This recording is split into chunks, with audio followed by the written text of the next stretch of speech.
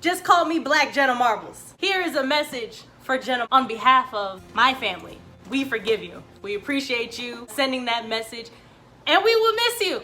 But until then, I'll take over. Okay, no, I'm not.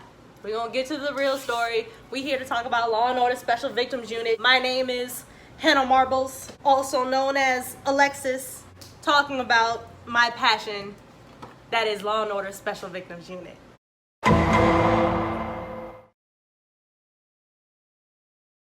We're talking about Law & Order Season 1, Episode 6, titled Sophomore Jinx.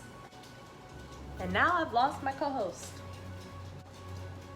The case begins with a college girl named Jean Gallagher found dead in the bushes with a fractured skull. When Liv and Elliot arrive, they form a search party to see if they can find the potential murder weapon.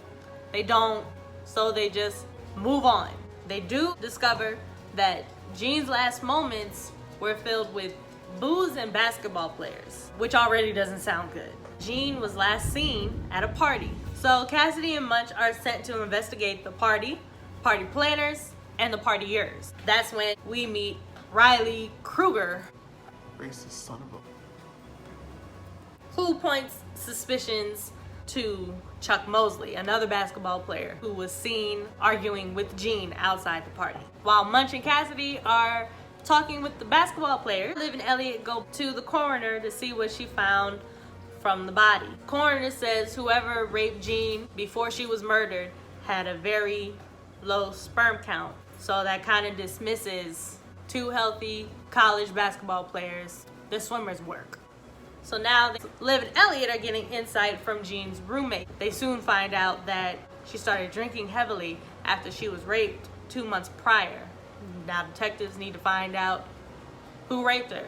Long story short, Riley did and got away with it because of some schmuck campus security guard gave him an alibi, but they continue on with the murder case. They're interviewing Jean's teacher, Professor James Russo, who also taught Chuck and Riley. It's very helpful. Keep that in mind. This is when the plot thickens. They go back to the professor. A little more than helpful in a suspicious way, which makes them want to look into him even more. They find out that he stalked Jean to the point where her schedule was his schedule. Liv and Elliot go back to the crime scene to see what was missed in the beginning. And while canvassing, they find out exactly what hit Jean's head. A building. Well, she hit the building. So now they pick up good old boy, Professor Boy. They're all in the interrogation room, which is kind of weird because like they had all those cops, a lawyer, a priest, and somebody else was all in the interrogation room. I don't think they do that anymore. I don't even think they can do that anymore. But they're interrogating him, trying to squeeze information out of him. Their interpretation of what happened is Russo attacked Jean, pushed her down the stairs, then tried to hide her body in the bushes, right? That didn't happen. What actually happened isn't much better. Russo didn't kill her. He was doing his stalker thing and watched Jean trip to her death after the party. And the worst part, he didn't call for help. He just had sex with her dead body.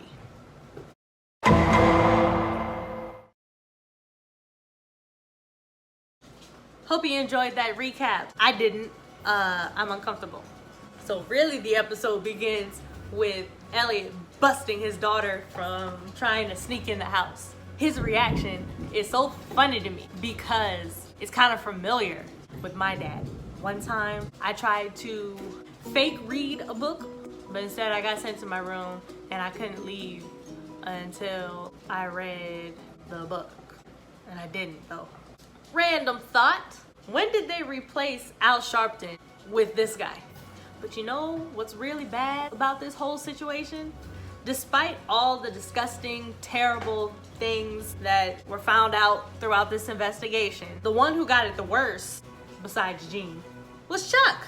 He never did anything, but simply because he was a suspect, he's kicked out of school and loses a year of eligibility, and nothing happened to Riley. But it's okay, because my dude's gonna be playing for Tulane, and that's my state. If I was a student in 99 at Tulane with Chuck on the team, I'm gonna leave that to y'all imagination.